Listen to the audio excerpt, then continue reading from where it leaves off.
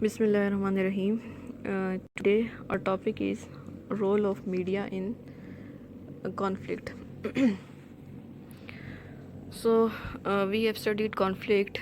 That conflict is basically the disagreement between two or more parties on a certain point, or it may also be the controversy in case of interest, in case of opinion, in case of ideas, and any matter, even on resources. If people have controversy on the resources, it means that they are in conflict. So certain type of disagreements are included in that, and we can also say that clash between the people is called conflict. So in today's lecture, we will study that what is typology of the media and conflicts, means what are the different types of the media and what are their roles in conflict. First of all, uh, social critic Marshall McLuhan once predicted that communication technology would someday create a global village in which we would all be connected to one another. तो जो social critic है martial मैक्लुहान, उसने एक बार क्या predict किया था, उसने ये प्रिडिक्ट किया था कि दुनिया जो है मीडिया की वजह से एक दिन ग्लोबल विलेज बन जाएगी. ठीक है, तो अब ग्लोबल विलेज मीडिया की वजह से दुनिया बन भी गई है, स्पेशली सोशल मीडिया की वजह से, क्योंकि जो भी दुनिया के किसी भी कॉर्नर पर कोई भी इवेंट होता है या कोई भी इंसिडेंट होता है तो वो थ्रू सोशल मीडिया लोगों को एक दूसरे का पता होता है. बट हुआ ये कि we will look at the series of the problem created in the following section. Media establishment by attempts by interest group to control or spin the news and by affect nationalist or patriotic feelings can have on the reporting. कि जो media का role है, इसमें तो कोई शक नहीं है कि थ्रू मीडिया हम तक न्यूज़ पहुंचती हैं. अब क्या जो न्यूज़ पहुंचती हैं वो ठीक न्यूज़ पहुंचती हैं या वो ठीक न्यूज़ नहीं होती, तो कौन सी न्यूज़ ऑथेंटिक होती हैं और नहीं होती, और जो कॉन्फ्लिक्ट है वो मीडिया की वजह से लोगों में कैसे क्रिएट होता है, ये हम देखेंगे. तो media madness, problems with the news. अब न्यूज़ के साथ न्यूज़ में प्रॉब्लम्स क्या होती हैं कि last 2 decades have seen several major changes in the way news and information about the world come to us. Not all of them are entirely positive. Once it was possible to make a valid distinction between electronic journalism, radio and television, and print media, newspaper and magazines. They were different approaches to journalism, employing different technologies and generally different people. ठीक है, पहले तो जो हमारे पास sources थी media की, there were radio and television, there were newspaper and magazines. लेकिन 1980s के बाद चूँकि जो इंटरनेट है उसकी फैसिलिटी अवेलेबल होने के बाद ये जो चीज़ें हैं इनकी वैल्यू थोड़ी कम होगी और वो ज़्यादा एक मास मीडिया सोर्स बन गए इंफॉर्मेशन गैदरिंग का. तो अब क्या जो इन्फॉर्मेशन है वो 100% हम तक जो पहुंचती है वो पॉजिटिव होती है या नहीं होती. मोर रिसेंटली हम देख सकते हैं कि आजकल जो सोशल मीडिया के का रोल है, that is YouTube, Twitter, Facebook. तो पॉलिटिकल इवेंट्स ज़्यादातर लोगों को यहीं से पता चल जाते हैं कि दुनिया में क्या क्या हो रहा है. तो ये तो है. एक तो जो गवर्नमेंट का रोल है उसे भी कंसिडर करने की ज़रूरत है कि गवर्नमेंट का इसमें क्या रोल है, क्योंकि ज़्यादातर जो चैनल्स वगैरह परचेज़ किए जाते हैं इलेक्ट्रॉनिक मीडिया के वो गवर्नमेंट ही करती है. और गवर्नमेंट किस तरह की न्यूज़ लगाना पसंद करती है और लोग क्या सुनना पसंद करते हैं, इन दो चीज़ों के अंदर क्लेश है. It has often been said that in war truth is the first casualty. When we try to use the media to follow a conflict somewhere in the world, we need to treat carefully because the parties to quarrel will both attempt to use sometimes blind press का मतलब ये होता है कि when you try to influence someone. ठीक है, blind कहते हैं कि जब आप किसी चीज़ को, किसी इंसान को या किसी इंस्टीट्यूशन को इन्फ्लुएंस करने की कोशिश करते हैं, दैट इज़ ब्लाइंड.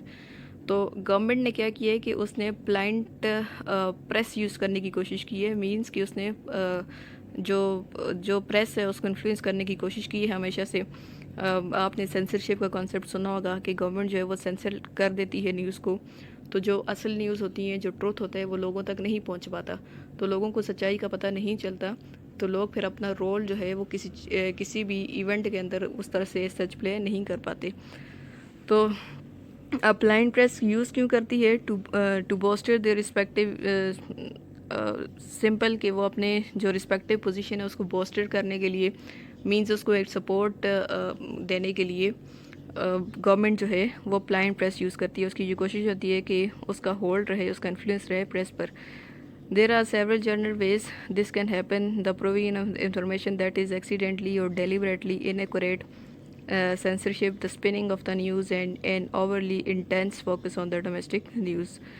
ठीक है, ये अब कुछ तरीके हैं, जैसे सेंसरशिप है, स्पिनिंग ऑफ द न्यूज़ है, तो इससे गवर्नमेंट जो है मीडिया को इन्फ्लुएंस करती है और गलत न्यूज़ जो है वो लोगों तक पहुंचती हैं, और जिससे जो कॉन्फ्लिक्ट है वो कभी कम नहीं होता, ज़्यादा ही होता जाता है। और अक्सर ऐसा होता है कि कॉन्फ्लिक्ट में जो मीडिया है वो कॉन्फ्लिक्ट ख़त्म करने के बजाय उसका रोल जो है वो बढ़ाने में होता है। ठीक है, तो कॉन्फ्लिक्ट के अंदर मीडिया का मैक्सिमम रोल जो है वो नेगेटिव ही रहा है। अब मिस इन्फॉर्मेशन किस तरह से होती है कि बाज़ दफ़ा जो फॉल्स स्टोरी है वो लोगों को सुना दी जाती है, और काफ़ी टाइम के बाद जो ट्रू स्टोरी है वो लोगों के सामने आती है। ठीक है, एट द स्पॉट लोगों को जो न्यूज़ दी जाती है उसमें बहुत सी मिस इन्फॉर्मेशन होती है।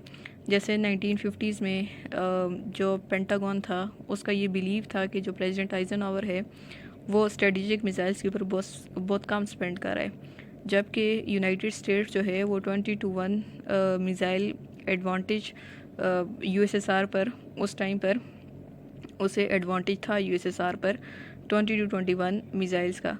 बट ये जो र्यूमर्स थी ये डेलिबरेटली लीक की गई न्यूयॉर्क टाइम्स को, that we had fallen behind the Russians nuclear striking power. ठीक है, कि हम मतलब जो रशियंस हैं उनसे न्यूक्लियर स्ट्राइकिंग पावर में बिल्कुल पीछे रह गए हैं। तो जॉन कैनेडी ने क्या किया कि इस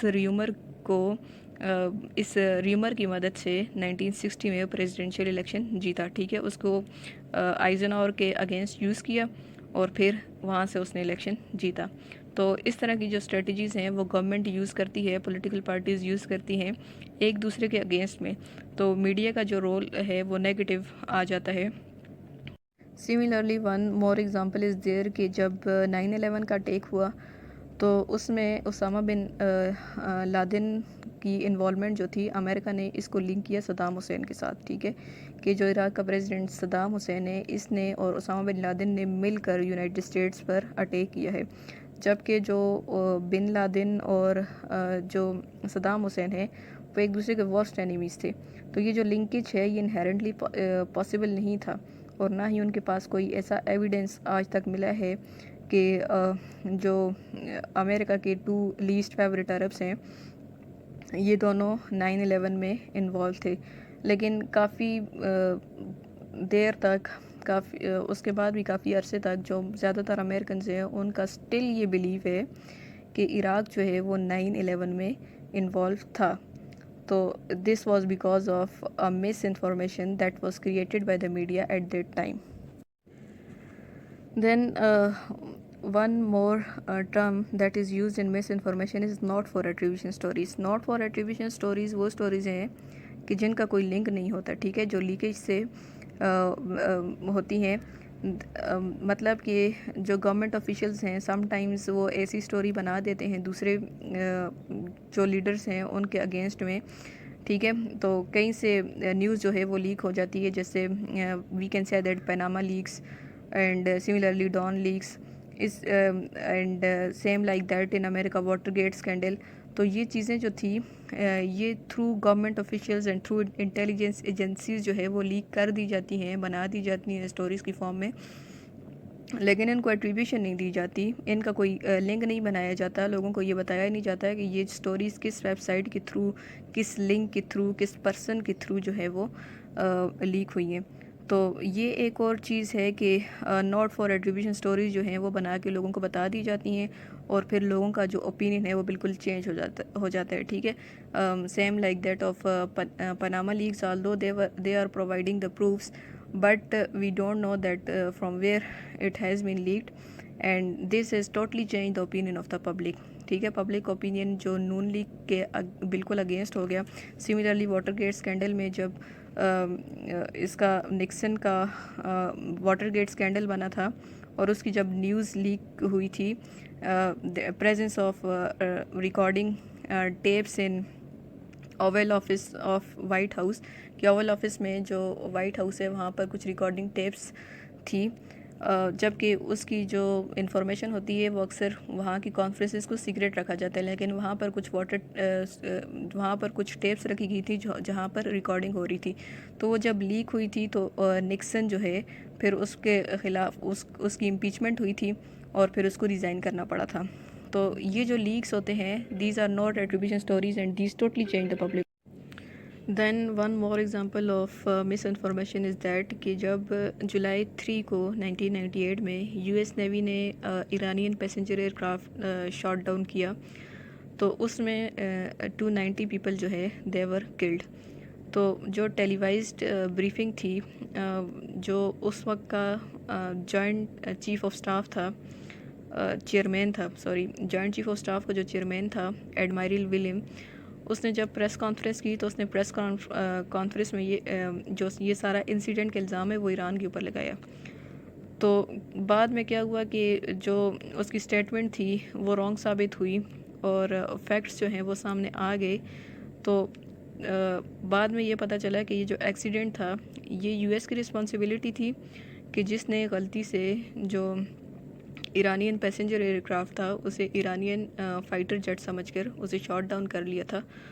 तो ये सारी जो गलती थी ये यूएस नेवी की थी और उन्होंने इससे पब्लिक को मिस इन्फॉर्म्ड किया और उन्होंने ये बताया कि it was the mistake of Iran, that was Iranian fighter jet. तो सारा ब्लेम जो है वो ईरान के ऊपर डाल दिया। तो it is also a kind of miss information. तो ये जो मिस इन्फॉर्मेशन है ये मीडिया का एक इंतहाई नेगेटिव रोल है और कॉन्फ्लिक्ट के अंदर ये जो कॉन्फ्लिक्ट है ये ज़्यादा से ज़्यादा प्रोड्यूस करता है। उसके बाद आ जाती है एक दूसरी जो कॉज है कॉन्फ्लिक्ट मीडिया में। मीडिया का जो रोल है कॉन्फ्लिक्ट के अंदर वो क्या है, सेंसरशिप का। अब सेंसरशिप कैसे कि जो अक्सर जो डिक्टेटर्स आते हैं वो न्यूज़ पर सेंसरशिप लगा देते हैं। न्यूज़ पर सेंसरशिप लगाने का मतलब ये है कि न्यूज़ को सेंसर कर देते हैं कि कोई भी न्यूज़ उनकी मर्ज़ी के बगैर आगे नहीं जा सकती। उसकी अगर कोई न्यूज़ आती है तो उसकी पहले पूरी स्क्रूटनी होती है, उसकी चेकिंग होती है, और अगर वो न्यूज़ डिक्टेटर के अगेंस्ट है तो वो न्यूज़ जो है उसमें से माइनस कर दी जाती है, और अगर वो न्यूज़ उसकी फेवर में हो तो वो सारी न्यूज़ चलाई जाती है। तो इसकी बेस्ट एग्जांपल ये है कि जब 2002 में, खैर हमारे कंट्री पाकिस्तान में भी होता रहा है, डिक्टेटर्स आते रहे हैं और न्यूज़ पर सेंसरशिप लगती रही है। तो सेंट्रल अफ्रीकन कंट्रीज़ में क्या हुआ था कि जो जिम्बाब्वे है उसमें जो इलेक्शन हुए थे तो प्रेसिडेंट रॉबर्ट मुगैब ने he cooked the electoral books in a successful drive to retain the power। अपनी पावर रिटेन करने के लिए उसने जो इलेक्टोरल बुक्स थी उसमें से नंबर चेंज, कुक का मतलब होता है कि किसी अकाउंट में से उसके नंबर चेंज कर देना, ठीक है। वोटिंग के नंबर चेंज करके अपने आप को वहाँ पर जिता के उसने दोबारा से प्रेसिडेंट बनवा दिया था, अपनी पावर को रिटेन कर लिया था। तो उसकी जब वो प्रेसिडेंट बन गया था तो उसकी पार्लियामेंट ने ये लेजिस्लेशन पास की थी कि प्रेसिडेंट को क्रिटिसाइज़ करना बिल्कुल इलीगल है और जितनी भी न्यूज़ आएंगी उनको उनकी स्क्रूटनी होगी, ठीक है। और जो भी जर्नलिस्ट प्रेसिडेंट को क्रिटिसाइज़ करेगा, उसके अगेंस्ट न्यूज़ देगा तो उसे पनिश कर दिया जाएगा। And security forces promptly locked up journalists who tried honestly to cover a dishonest election, ठीक है, कि जो जर्नलिस्ट इस डिसऑनेस्ट इलेक्शन को कवर करने की कोशिश करते थे तो सिक्योरिटी फोर्सेस उसे लॉकअप कर देती थी। And almost 110 reporters were murdered in 2009 for attempting to do their job. Too many governments resort to shooting the messenger in order to kill the message, ठीक है। कई गवर्नमेंट्स ऐसी हैं जिन्होंने मैसेंजर्स को कत्ल किया ताकि मैसेज को ख़त्म किया जा सके। तो 110 रिपोर्टर्स ज़िम्बाब्वे के प्रेसिडेंट ने अपना जो डिसऑनेस्ट इलेक्शन था उसको छुपाने के लिए जो जर्नलिस्ट उसको ज़ाहिर करता था उसे कत्ल कर दिया जाता था, और एंड ऑलमोस्ट 110 रिपोर्टर जो हैं उस टाइम पर वो उनका मर्डर हुआ था। And next role of media is spinning the news. अब स्पिनिंग द न्यूज़ कैसे है कि जो न्यूज़ है उसको हाइड कर देना, ठीक है, सामने किसी और चीज़ को ले आना और जो एग्जैक्ट जो न्यूज़ है उसको हाइड कर देना। तो a less violent way of shaping realities to practice sometimes called spinning.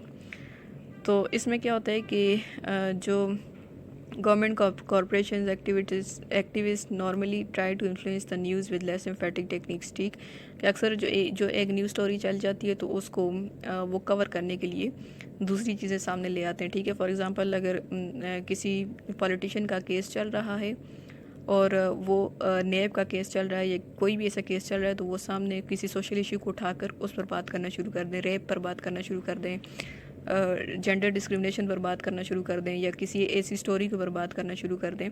तो इसमें होता क्या है, कुछ इस तरह की टेक्निक्स यूज़ की जाती हैं कि officials are said to be spinning the news when they brief journalists often off the record in an attempt to put the best possible light on a breaking story, ठीक है। Of the record जो officials हैं उनको बता दिया जाता है कि जो ब्रेकिंग स्टोरी है उस पर वो ज़्यादा हाईलाइट करेंगे।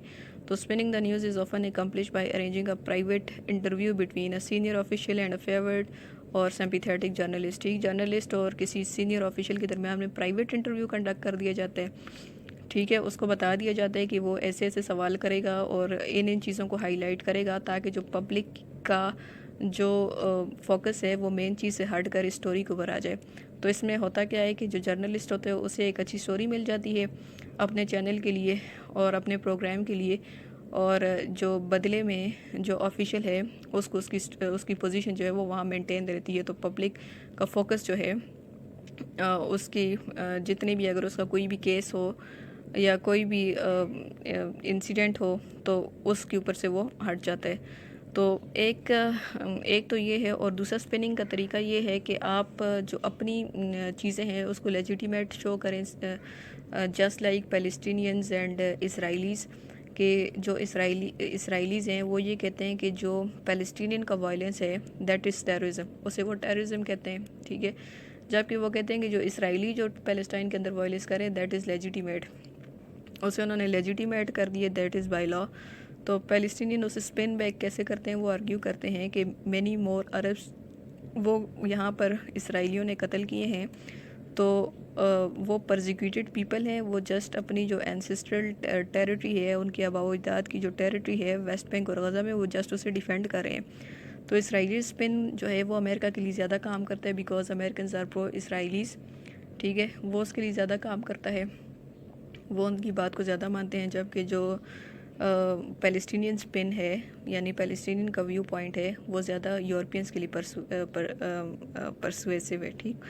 तो spinning the fact of a conflict is easier than solving it, however the most consumers of the media products continue to find the quarrel a confusing one. तो अक्सर जो मीडिया जर्नलिस्ट होते हैं वो ऐसी ही इश्यूज़ को ढूंढते हैं जो ज़्यादा कन्फ्यूजिंग होते हैं और वो उनको सामने लेकर आते हैं। बाज़ दफ़ा मीडिया का रोल ये भी होता है कि उनकी कोशिश होती है कि जो ज़्यादा पॉजिटिव व्यू है वो लोगों तक पहुँचे, कॉन्फ्लिक्ट को ख़त्म करने भी उनका रोल होता है, लेकिन ज़्यादातर रोल उनका कॉन्फ्लिक्ट को बढ़ाने में होता है। क्योंकि अगर एक तरफ वो ये कह रहे हैं कि पैलेस्टीनियन जो है वो टेररिस्ट हैं, इसराइल का व्यू पॉइंट शो कर रहे हैं, और दूसरी तरफ से आ रहा है जो पैलेस्टीनियंस का व्यू पॉइंट है वो इसराइलीज़ को टेररिस्ट कह रहे हैं और ये कह रहे हैं कि वो इसराइलीज़ के अगेंस्ट अपनी टेरिटरी को डिफेंड कर रहे हैं। तो this is some sort of conflict.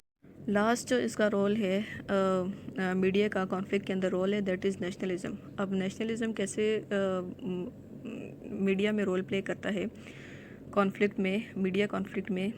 For example कि कोई भी न्यूज़ आती है तो उसमें अपने कंट्री को जो है वो टॉप पर लिया जाता है, जस्ट लाइक यूनाइटेड स्टेट्स के। अगर वो अमेरिका जो है किसी कोई न्यूज़ बता रहा है तो वो सबसे पहले जो अमेरिकन रेस है उसको हाईलाइट करेगा।